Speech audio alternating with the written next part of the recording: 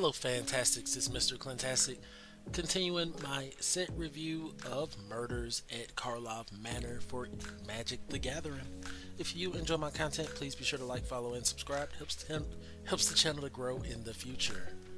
Let's begin. So I've already gone through the white, blue, and black color cycles. So far, I still think white for limited is going to be my go-to color. It just looks really consistent, really strong. It doesn't seem to have a lot of things that require other necessary pieces. It just kind of does its thing. Blue has some some interesting cards. I think there was one in particular I liked a lot. It was an artifact that kind of made those disguised creatures. I think it was this cryptic coat. And then there's also a 1 mana card that can make like 4/4s as a case. So I really like that. And then black had a few pieces like Massacre Girl. Massacre Girl, the new one, looks really excellent, especially in limited. Menace creatures you control have wither. So yeah, if you want to see all that, I'm gonna break up the videos and set them up by color. That'll be coming out soon. And then as the season goes on, I'll probably do like like after a month update or something like that. Maybe after a week, two, something along those lines. Whatever works. But anyways, let's get back to it. We're going over red today. First on the list is Expedited Inheritance, 2 red enchantment. Mythic, whenever a creature is dealt damage, its controller may exile that many cards from the top of their library. They may play those cards until the end of their next turn. So this review focuses on limited, which includes 2 formats, draft and sealed. It doesn't include standard, historic, alchemy, anything like that. It's only draft or sealed, and that's how I'm evaluating the cards. I'm evaluating the cards on a 0 to 5 number scale, 0 being totally unplayable, 5 being like a slam dunk. You're going to want to pick this up every time. So I just wanted to give kind of a reminder on how I'm evaluating the cards. And this, for instance, a 2 mana, whenever a creature is dealt damage, its controller may exile that top cards from their library. They may play those cards until the end of their next turn. That's just not that great. You know, it comes down on turn 2. You missed the creature play, you missed the removal spell play. It just doesn't look that great to me.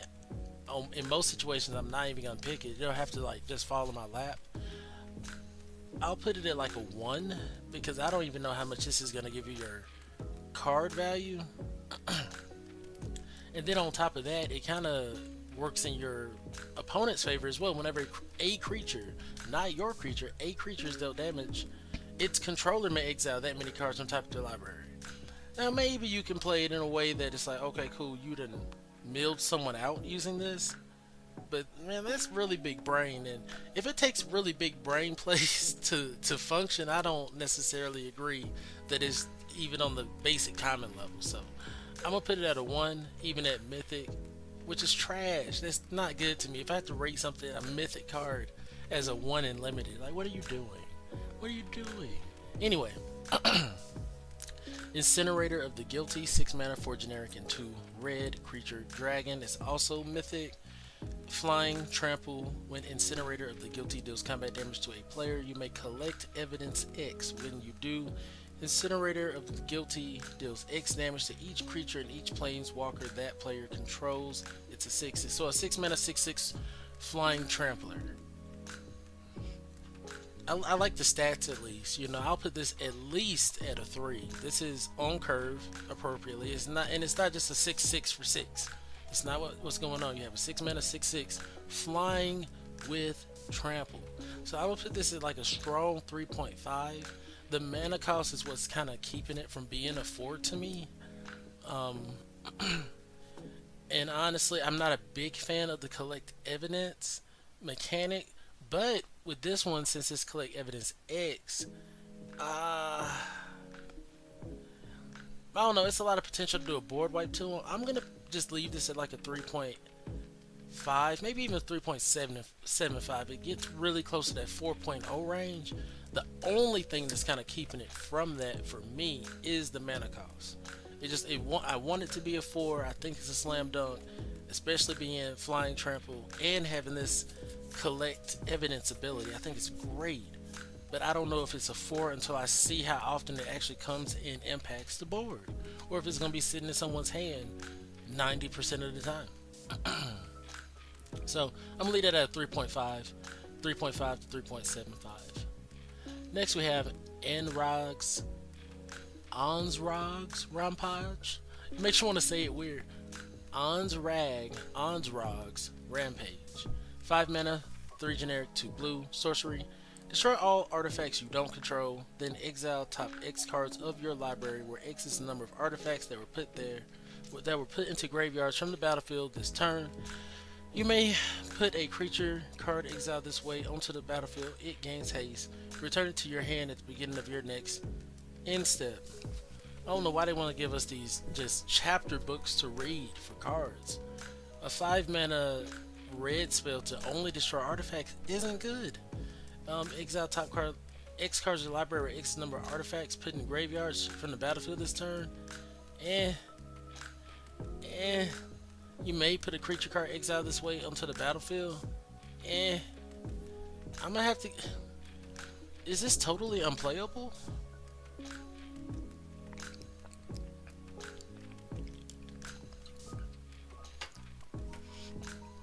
Like, is there ever a time in Limited that you're gonna actually be like, oh, I'm so happy to see this?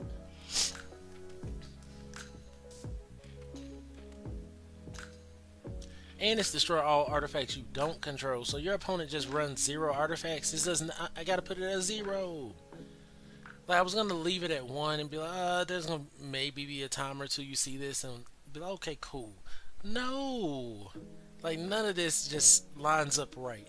This is definitely something that might want to see some constructed play, but Limited, no, thank you. I gotta give Ansrog's Rampage a 0, especially with the name too. I don't even like the name.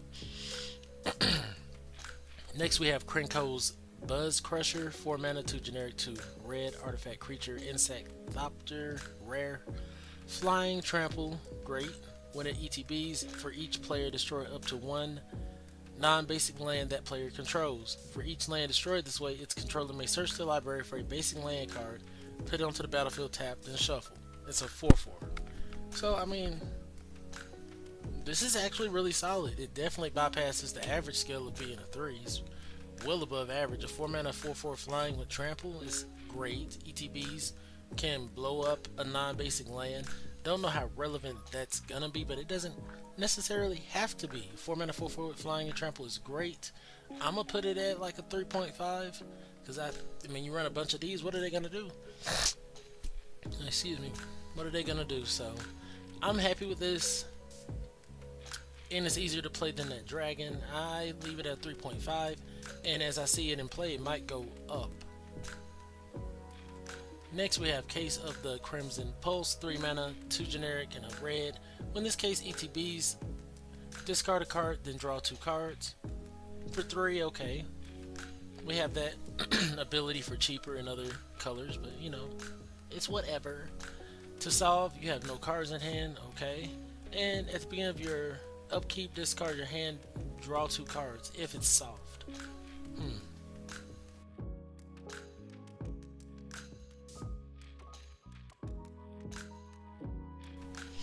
So yeah, I'm not too big a fan of this. It gives you some kind of card advantage, but it's 3 mana for that card advantage, which in blue you'll get your divination for 3 and draw 2 cards, but you gotta discard, and then to solve it you gotta have no cards in hand.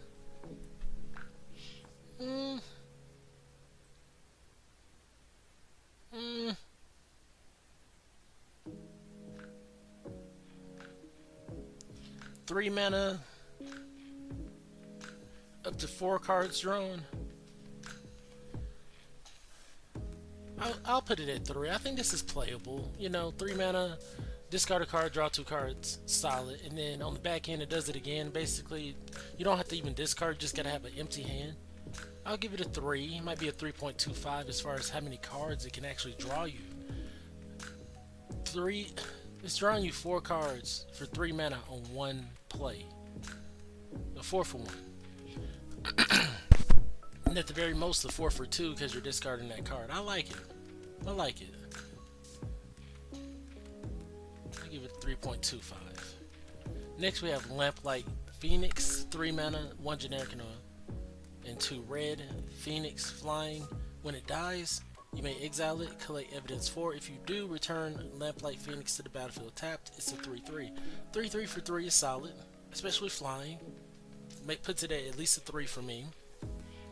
Then if it dies, you can collect evidence 4, and that's not too expensive. It's relatively cheap. If you do, return it to the battlefield tapped. I like this card a lot. I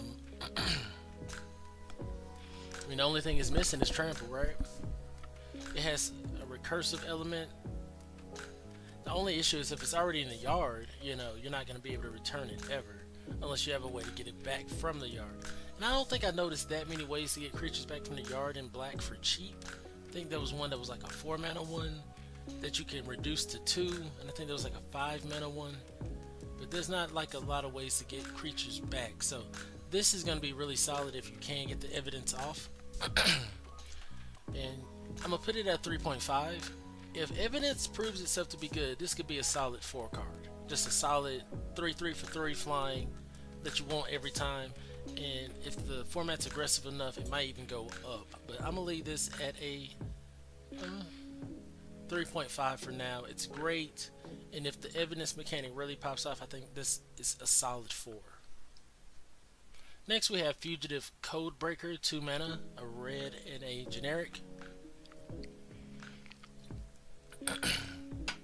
Goblin Rogue with Prowess and Haste. It also has Disguise 6. When it's turned face up, discard your hand, draw 3 cards. It's a 2/1. Hey, okay. I'm gonna so a 2 mana 2/1 with Prowess and Haste is already like so good to me. That's already so that's 3 all day at least. 3 is kind of like my baseline for a average card. You can just go and put it in every deck, and you're not gonna be worried too much. This is a card that can help you win games by itself. And so at that point, I'm looking at what else does it give me. The mana cost great. 2/1's not excellent, but it has Prowess and Haste, so you can just slam it down turn 2, start beating face. You play your instants and sorceries, it pumps up. A lot of combat trick potential. And then if you happen to reach 6 mana, you flip it face up. You have no cards in hand, you draw 3 cards.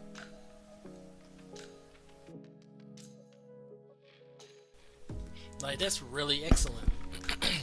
6 mana to draw 3 cards is not great per se, but on a 2 mana body, I think it's great. I'm gonna put this at 3.5 as well. And if the 6 mana ability proves to be good, it's probably a 4. You know, you run 4 or 5 of these, guys, you're not gonna be like upset, are you? You could get overran, but you're hasting out boys, really shaking them up. I'm gonna put it at 3.5 for now. Next we have Connecting the Dots, 2 mana, 1 generic and a red enchantment. Whenever a creature you control attacks, exile the top card of your library face down. You can pay 2 or 1 generic and a red, discard your hand, sacrifice Connecting the Dots, put all cards exiled with Connecting the Dots into their owner's hand.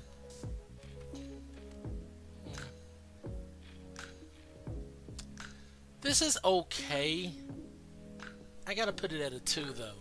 By itself, it does nothing. It's not drawing you cards. It's not ETBing and putting a card in your hand or nothing like that. It does take support, but it has a lot of upside, a lot high ceiling.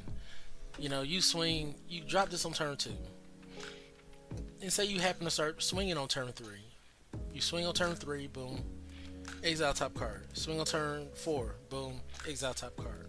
Swing on turn 5, boom, exile top card. So that's 3 cards, and for 2 mana, you know, by turn 5. If everything, you have to get a creature out on turn 1. It's a lot of build up for me. I'll have to really see it at work. Right now, I'll give it a 2 out of respect because I like the cut of his jib. But other than that, I don't know if this card really deserves any play. We shall see. I'll give it a 2 for now. Next, we have Pyrotechnic Performer, 2 mana, 1 generic and a red. Viashino Assassin with Disguise 1. It's probably the cheapest disguise I've seen so far. That's nice. Whenever it ETBs or another creature you control is turned face up, that creature deals power damage equal to its power to each opponent. Whew, that's a 3/2. Yeah. Yep. This is what you want for your disguise builds. You know, first off, this says whenever Pyrotechnic Performer or another creature you control is turned face up. You play this on 3, turn it face up for 1 mana, deal 3 damage to the opponent on a 3/2 body. That's not bad. That's really solid. Like, the red cards so far have been kind of smacking. Like, there have been a couple of duds. Like, I find Rampage as a dud, and the connecting dots is kind of like eh. But so far, so good. I gotta give this a solid 3.5. Like, and it could be better than that. A 2-mana 3/2 is not bad. You play it for 3, you're flipping them over. That's 3 damage to the dome. You have 3 of these in your build. That's 9 damage potentially to the face. Almost half of your opponent's life. You know, it's rare, so it's not gonna be seen like left and right. But if you happen to get to play 2 of these, 6 damage to the face on a 3/2 body that's swinging in, you're gonna be happy with those stats. I'm giving that a 3.5, and if it plays out well, I will bump it up to a 4. Next we have Krenko Baron of 10 Street, 3 mana, 2 generic, and a red goblin. Has haste. You can sacrifice an artifact, put a 1/1 counter on each goblin you control, and whenever an artifact is put into a graveyard from the battlefield, you may pay a red. If you do create a 1/1 red goblin creature token, it gains haste until end of turn. It's a 3/3. Another solid card. It gets automatic 3 status. It's a 3/3 for 3 with haste. So honestly, I'll probably put this as like a 3.5 already, because that's along the same lines of the Codebreaker, and the Codebreaker is a goblin. Granted, they're both rare. It's not going to be easy for you to kind of pair these guys together, but that's something I would love to see. Then whenever you sack your clue tokens, for instance, you can pay a red, and if you do, you create a 1/1 red goblin token. And granted, as you see, this isn't limited to once per turn. So this can kind of, with some support, generate your value. And then, not only that, while you're sacrificing those clue tokens, you'll be putting 1/1 counters on your goblins. I think that's really efficient. I'm gonna give this card a 3.5 as well, and I think anyone that can bring this deck together, bring the clues, investigate or whatnot, and throw a couple goblins. We don't know how many we have just yet. This is my first time reviewing red, but if you get enough, this is definitely a 4, maybe even a 4.5. This is the Goblin Lord you'll want to have in your limited goblin deck. Next we have Knife. It is a 1 red artifact clue equipment. As long as it's your turn, equipped creature gets 1/0 and has first strike. You can sack it, draw a card, equip 2. I'll give it a 1. I don't think this is excellent at all. Was black worse? Whenever an equipped creature dies, yeah, it was kind of worse. At least this gets first strike.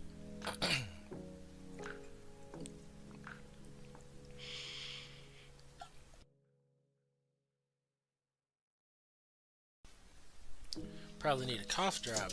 I don't know what's going on. Anyway, so at least with Knife, the creature gets first strike, which I think is better than just losing a life when the creature dies. I'm gonna still put it at a 1. I don't think this is overly excellent.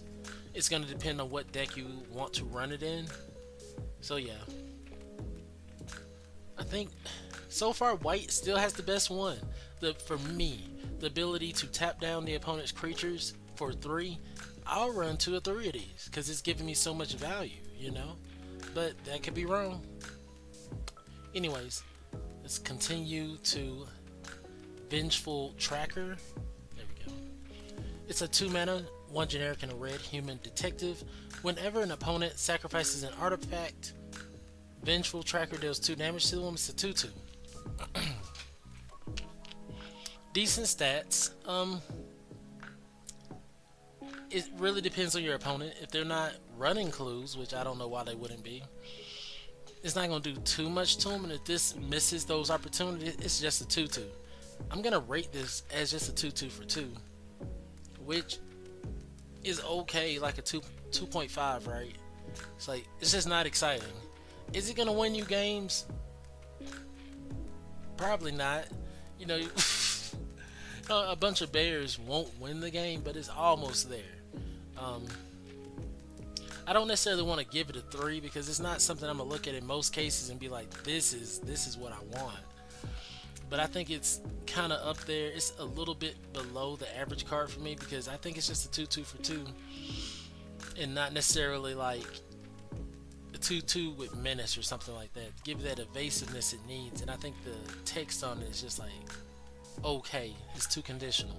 I'm gonna give it a 2.5 for now and see if it actually does some work during the season. Next we have Frantic Scapegoat, 1 red creature goat with haste. I see you, red, with the haste. Thank you, thank you. When Frantic Scapegoat ETBs, you suspect it, so it has haste, menace, and can't block. When one or more other creatures ETBs under your control, if Frantic Scapegoat if Frantic Scapegoat is suspected, you may suspect one of the other creatures. If you do, Frantic Scapegoat is no longer suspected.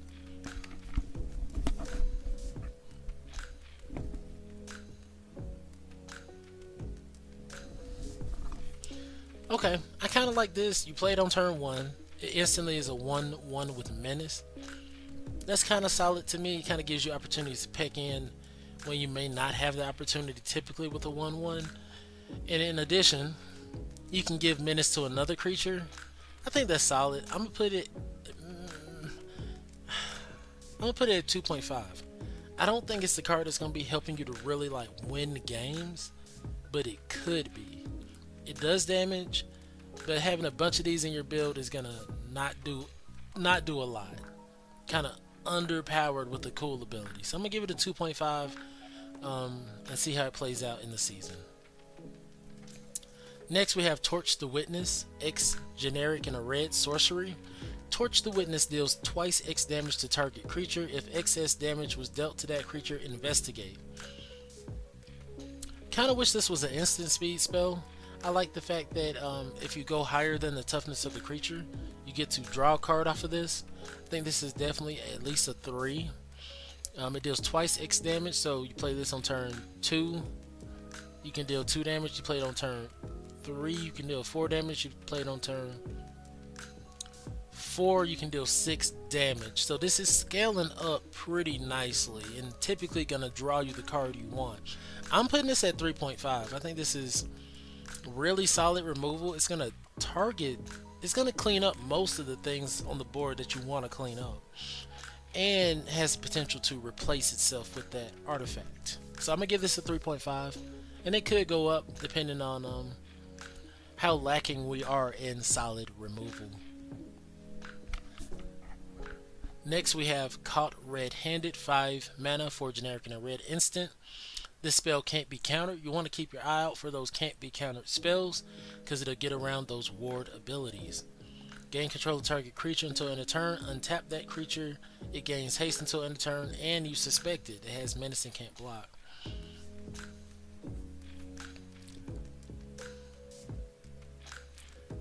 I don't like this. I think it's playable. Don't get me wrong. I think there's gonna be people like, okay, cool. I'll curve top with this. Take their biggest threat, their 5 mana, 4 mana threat. Swing in with it, win the game. 5 mana for a steal spell just isn't that great for me.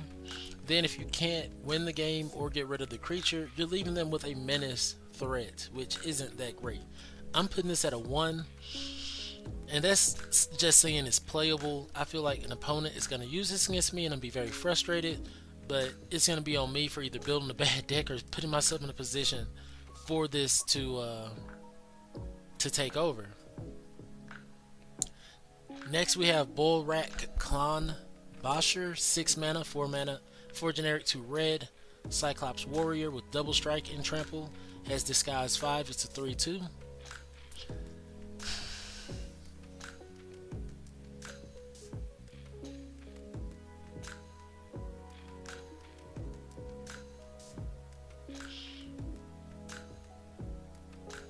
I'll put it at a. I'm gonna put it at a 2. I, this is one of those cards you want to say is a slam dunk. It can be a 3 automatically and scale up from average. But if it's on paper just a 6 mana 3/2 with double strike and trample, I'm not too happy about that. It's so easy to get rid of. It's not easy to get to the board. You got to pay 3 then flip it for 5. I'm gonna give Borak a 2. I think people can play it, but I'm not overly excited about it, and if it beats my face in, I clearly let something slide. Next we have Reckless Detective, 2 mana, 1 generic and a red creature devil detective. When it attacks, you may sacrifice an artifact or discard a card. If you do, draw a card, and Reckless Detective gets 2/0 until end of turn. It's a 0/3.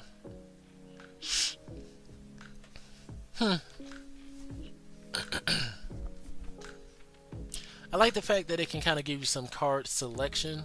It attacks you, sacrifice an artifact, or draw a card.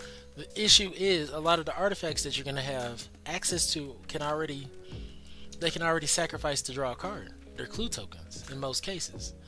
Or you can discard a card, which is fine. You're just kind of replacing that card. So, and then on top of it, they didn't even give this one. They could have gave it 1 point of toughness. It left it at 0. So in most cases, it's not even going to block well for you on defense. I'm not a fan. I'm not a fan of this card. I'm gonna put it at 1. You know, if you want to run 3 of these and try to pull something together, cool. It might go up to a 2.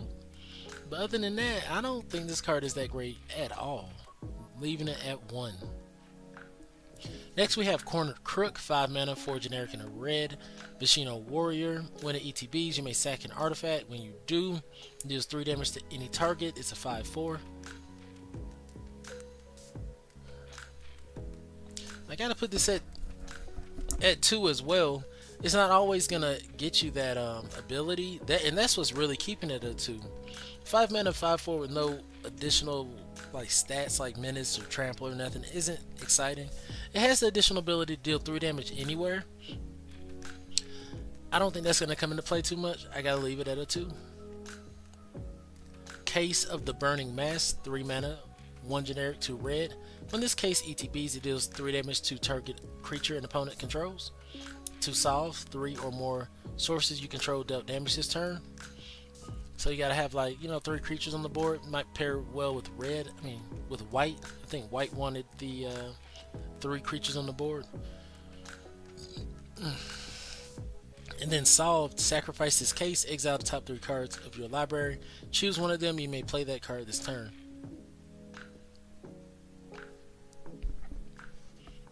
So a 3 mana, deal 3 damage to target creature is meh. And it has the potential to draw you 1 card, but lose you 2. I'm gonna put this at a 2. I don't think it's the worst thing ever. You know, you got it. It's okay, cool. I can ping your creature off. And if I happen to have 3 creatures on the board and they deal damage, I get to get a little card selection. Cool. But it all got to line up. So I'm gonna give Case of the Burning Mass a 2. It's not something I'm excited to play. Ooh-wee.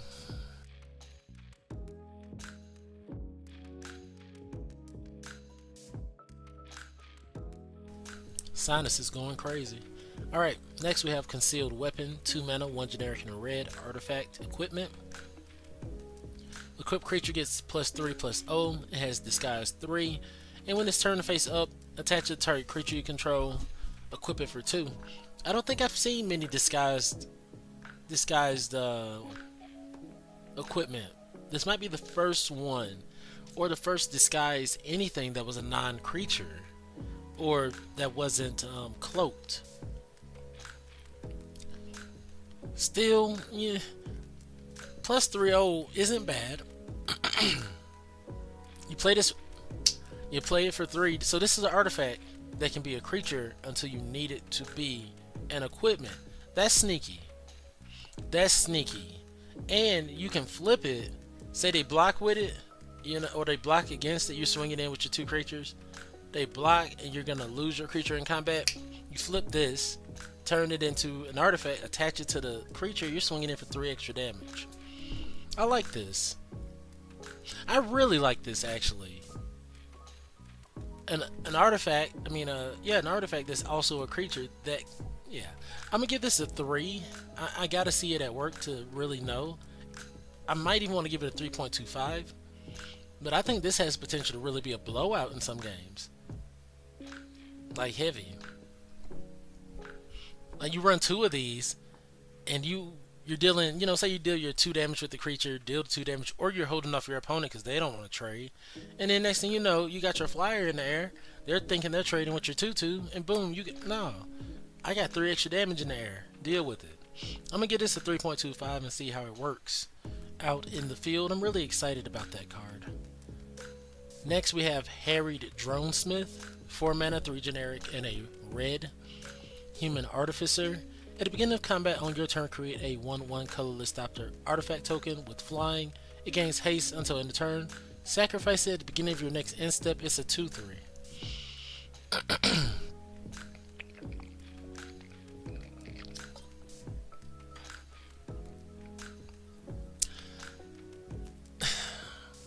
A 4 mana 2/3 isn't great. I like that it generates that token every turn. That was awesome until I saw that it sacrifices. Until I saw that it sacrifices. I don't really like this. I think this is like maybe a 2. Now, say you run multiple copies. On turn 4 you drop it, turn 5 you drop it, turn 6 you drop it. I mean, every turn you got 2 3s on the ground. Granted, they can probably blow through those. But if not, you're generating 3 flyers just beep, beep, beep, beep. And they can't really do anything about it. They're artifact tokens. So they're going to trigger your whenever an artifact dies or something like that. Or you can utilize them with your other cards to synergize sack an artifact. Because the thing is, you don't want to sacrifice your clue tokens for the additional abilities. You want to sacrifice things that are going to sacrifice anyways. Something like this. So I'm going to give it a 2. I don't think it's totally the worst. But I'll have to see. Like a lot of the cards, got to see how it plays out. 4 mana 2/3 isn't great. A 4 mana 2/3 that brings out a 1/1 flyer that can't block is better, but still a little underwhelming. Next we have Convenient Target, a red enchantment aura, enchant creature. ETB, suspect enchanted creature. Enchanted creature gets +1/+1, and you can pay 3, 2 generic and a red. Return Convenient Target from your graveyard to your hand.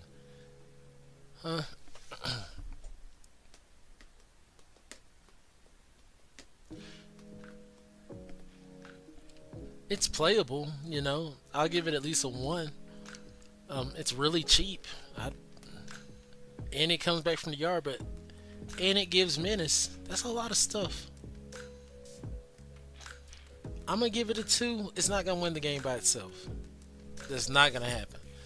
But at the same time, I'd probably be happy to have one of these in my build. Or maybe even 2, 3 if I know I want to give my creatures menace in 1/1. I get a bunch of 1/1 flyers or something like that. Slap this on there, boom. It's only 1 mana to play initially too. That's not bad. I'm gonna give this a 2, and it could go to a 2.5 if this be a nuisance. Yeah, I don't think it's ever gonna be just average for me though. Not in limited. Next we have Crime Novelist, 3 mana, 2 generic and a red, Goblin Bard. Whenever you sacrifice an artifact, put a +1/+1 counter on Crime Novelist and add a red. It's a 1/3. So you sacrifice your clue token, you get to put a 1/1 counter on this and get a red mana. It's a 3 mana 2/3. 3 mana 1/3. Feel like I gotta evaluate this at 3 mana 1/3 status, because you gotta play it then do something else. Granted, if it pairs with this card here, it doesn't really. 3 mana 1/3 is not exciting. The fact that it can pump up is great, but I don't know how easy that's gonna be. I'm gonna put this at a 2. The Crime Novelist. Next we have Expose the Culprit, 2 mana, 1 generic and a red. Choose one or both. You can turn target face down, creature face up, Or you can exile any number of face-up creatures you control with Disguise in a face-down pile, shuffle the pile, then cloak them. To cloak a card, put it onto the battlefield face down as a 2/2 creature with Ward 2. Turn it face up anytime for its mana cost if it's a creature card.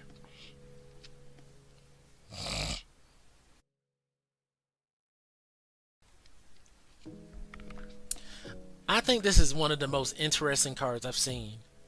It's along the lines of just interesting. You can choose one or both. Now, a lot of the morph cards or the disguise cards cost more than 3 mana to flip. They generally cost like 5 mana, something like that. You have your cheaper ones, but not so much. It's typically like 3 to 5. This can do it for 2 mana. Like you play your best morph creature on turn 3. Turn 4, you're flipping it for 2 mana instead of whatever it was before. I like that a lot. This is already for the set. I know I'm like, creatures are typically what get the 3-point to me or removal going forward. I think this is really strong. In addition, you can exile any number of face-up creatures you control with Disguise in a face-down pile, shuffle that pile, then cloak them. So it also operates like a protection spell. They're targeting your creature, or they're running one of those board wipes from white or black, or even tap down one from blue. You exile all your creatures with this. You don't have to pay exit or nothing, just for 2 mana. You exile all your creatures that were face up and you bring them back face down, and you can flip them when you feel like. I think there's a lot of potential in this card. I don't think it's the card that's going to win you the game by itself. Where I would love to give this a 3 rating, I'm going to have to be respectful and give it a 2.75. I don't think it's just like, okay, you gotta have this card in every deck, but I think it's going to be really exciting when this really pops off. And I think a 2.5 is just right for it. Just the perfect rating. You're not going to be choosing this over a removal spell, over a solid creature, or nothing like that. But if you're able to slide it into your disguise builds, I think it's going to be really excellent. Next, we have Suspicious Detonation, 5 mana, 4 generic and a red sorcery. This spell costs 3 less to cast if you've sacrificed an artifact this turn. The spell can't be countered, and it deals 4 damage to target creature. It's a sorcery. So it can potentially be 2 mana if you've sacked a clue. 2 mana, 4 damage to target creature. I kind of like that. On paper, it's just a 5 mana, 4 damage to target creature, which is pretty boo-boo. And that's what I'm going to rate it as. I'm going to give it a 2. I think there's going to be a lot of cases where people can activate the additional ability. I don't think that's going to be extraordinarily tough. But on the front side of the card, this 5 mana, 4 damage is not great. I almost want to slide it down to a 1.5, but if there's not much removal, this is going to be heavily valued. And in addition, it has that can't be countered clause, so it can still deal with those ward creatures. So I think a 2 is right where it needs to be. Next, we have The Chase is On. 3 mana, 2 generic, and a red. Instant target creature gets 3/0 and gains first strike until end of turn and investigate. I like this a lot. I think this is like a 2.5. Target creature gets 3/0 on first strike and investigate. I like the fact that it replaces itself. That's really important to me. 3 mana is kind of overpriced, but 3/0 and first strike, you slap that on a trample boy, you're getting too much value. So yeah, I'm gonna give it a 2.5 and see where it goes. Give me just a moment.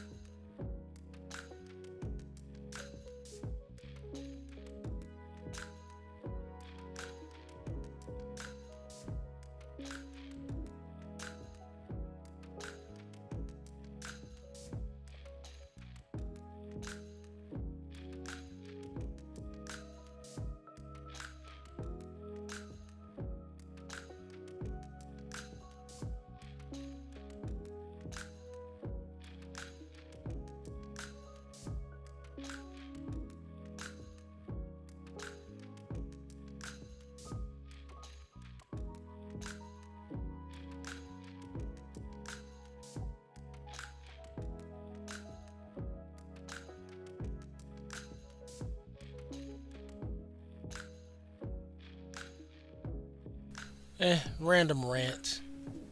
Using the last of something and then not turning it off. I'm like, why do that?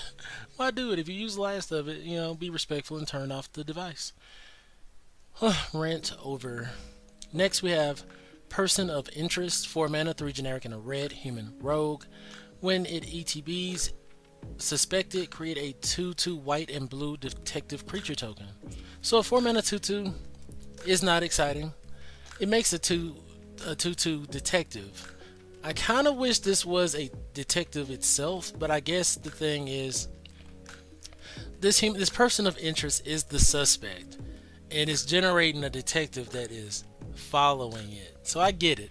The flavor of a lot of these spells is really exciting. But in most cases, I'm not trying to run this guy too heavy. Generating 2 bodies cool, but for 4 mana, I'm just not excited. I want to put it at 2. I think I'm gonna leave it at 2 out of respect, but I think this is like a 1.5.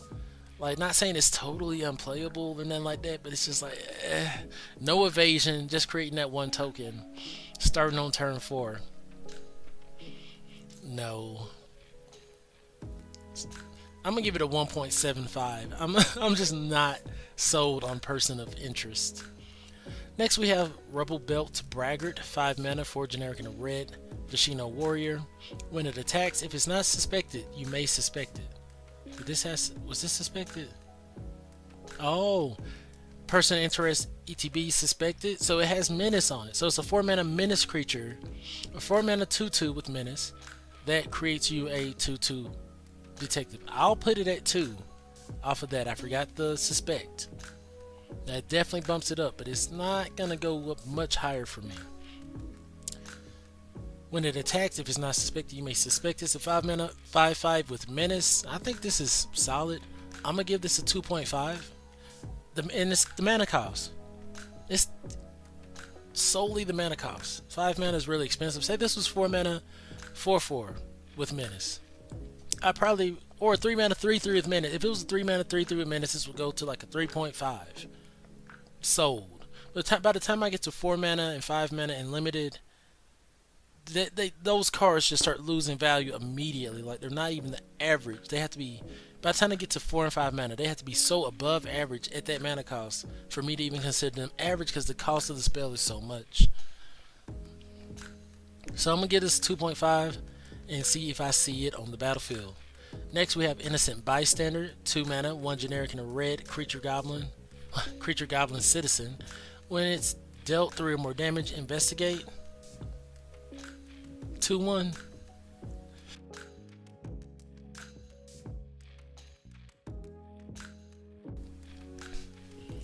Mm. 2 mana 2/1. I'll put it at 2. It's not terrible, just being that, but it's not exciting. It dies. It leaves a clue token behind, essentially, and that's not always the case, because it could just be blocked by 1 toughness or 1 power creature, and you don't get the value. So I'm gonna put this at 2, which is crazy that it's below this. Maybe I'm gonna bring Rubble Belt Braggart down to a 2 as well, just because of the mana cost. It's too much. And this is a 2 simply because it's just not impacting the board that much. But I almost think it's way easier to play than this Vishino Warrior. I'm gonna give this a 2.25. Still learning my ratings.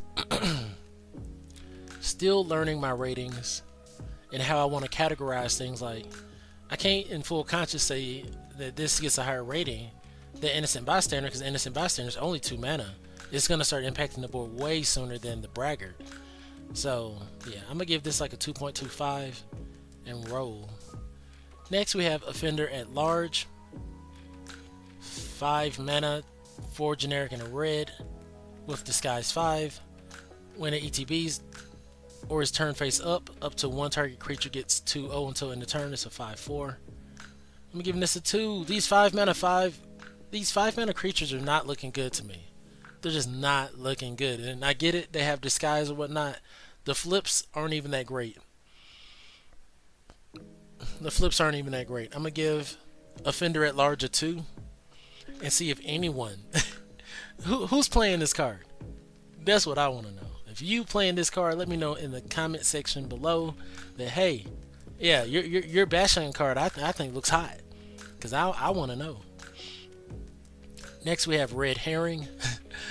I love the art on this. I haven't mentioned the art much in this set, but this is really, really cool.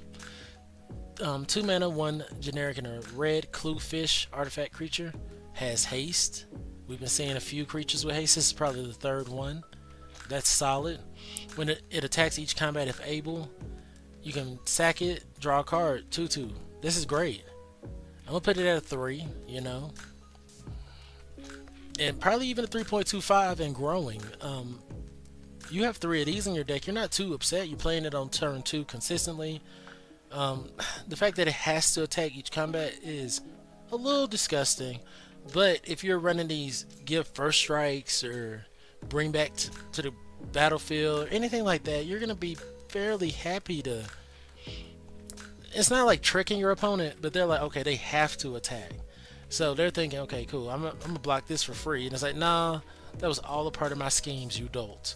So I'm gonna give this a 3.25. I think this is way better than your average card, and if it plays out right with support spells, I think this could be a 3.5 and growing.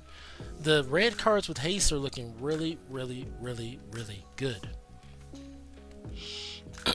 Next we have Goblin Mask Maker, a red creature goblin citizen for 1. Whenever Goblin Mask Maker attacks, face down spells you cast cost 1 less to cast. It's a 1/2. And it's a goblin, so red has a little goblin theme going on. Y'all know we got these disguise situations going on. So if you happen to be in that red aggro pump type situation, a few of these, say you attack with 3 of these. Theoretically, you attack with 3. You can literally play all of your disguise creatures from your hand for free. It's not restricting it to the has to at least cost 1. It's a generic mana. You swing with 3 of these Goblin Mask Makers. For that turn, all of your disguise creatures come to the board for free. Even if that's not, then that's optimal. That's primo. Even if you only have 2 of these, you're putting them all out for 1. So if you have 3 mana out, you put 3 creatures out for 1. Even if you're doing it with 1 creature, if you have 4 mana, you're putting out 2 of your morph creatures.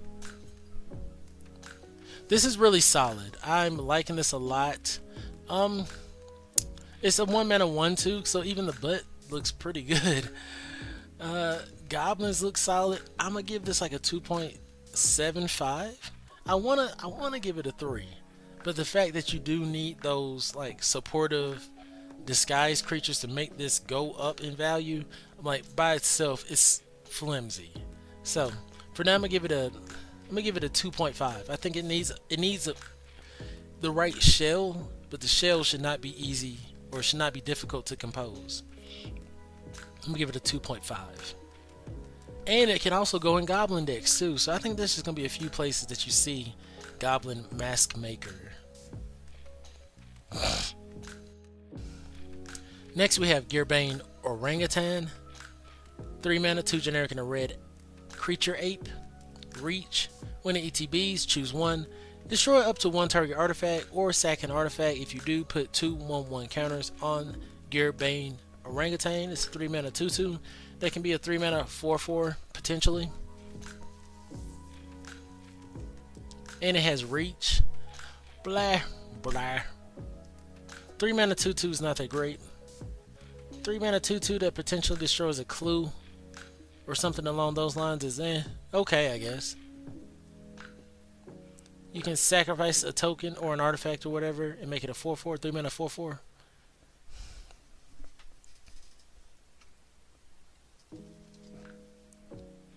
I'm gonna put this at 2.75. It's okay. Honestly, it's probably a 3. If this was a 3 mana 3/3, I think it would be a 3, especially because of the abilities. But if it's just a 3 mana 2/2 with reach, it's under exciting. I'm gonna have to put it at, by itself, I had to put it at 2.75. Next we have Felonious Rage, a red instant, Target creature you control gets +2/+0 and gains haste until end of turn. When that creature dies this turn, create a 2/2 white and blue detective creature token. Okay, I can put this at 2. It's not winning games by itself. It doesn't give first strike or anything like that. It only gives haste and 2/0.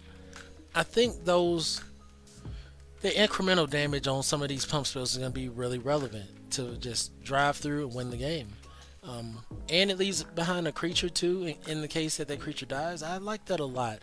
Red's going to probably want to run this heavy, especially since it already has like this pseudo haste theme. So yeah, I'm going to give it a 2. Next we have Galvanize, 2 mana, 1 generic and a red. Galvanize deals 3 damage to target creature. If you've drawn 2 or more cards this turn, Galvanize deals 5 damage to that creature instead. It's instant. So on paper, it's just a 2 mana deal 3 damage. I think that's great. That's a 3 in my head. 2 mana to deal 3 damage is great.